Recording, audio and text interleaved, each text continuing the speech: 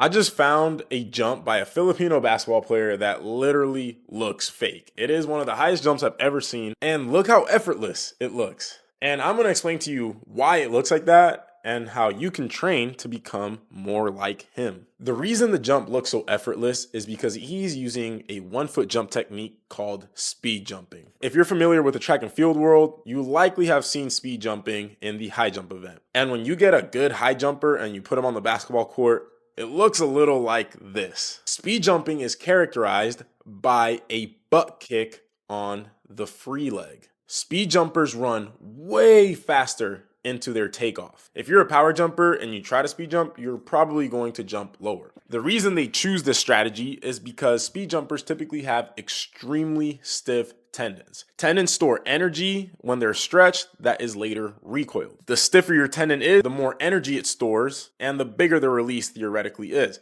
However, you need to be able to stretch that tendon, and a stiff tendon is way harder to stretch. As a result, you have to run way faster in order to get your muscles to contract hard enough for a stretch to occur. Speed jumpers also have way shorter ground contact times on their plant leg, and a lot of times they actually plant on the ball of foot, which requires an extremely strong calf. Now, I don't recommend that you switch to speed jumping, but if you are a speed jumper, this advice will help. The first piece of advice, which is pretty obvious, is it requires a lot of reps. Speed jumping and just 1 foot jumping in general feels very awkward if you're not used to it and if you haven't done it naturally as a kid. In order to learn it, you need to start going at a slow pace, and it's all about rhythm. It's not about effort. 2 foot jumping, honestly, you can be a force output monster and just put a ton of force into the ground and you'll jump high. However, 1 foot jumping, you don't want to force it. You don't want to be aggressive. The second thing is you need to be sprinting. Sprinting is very specific to 1 foot jumping because sprinting has really low ground contact times and it uses a lot of the same muscles that are more active in 1 foot jumping compared to 2 foot jumping. I recommend you sprint at least 2 times per week, and you want to start out with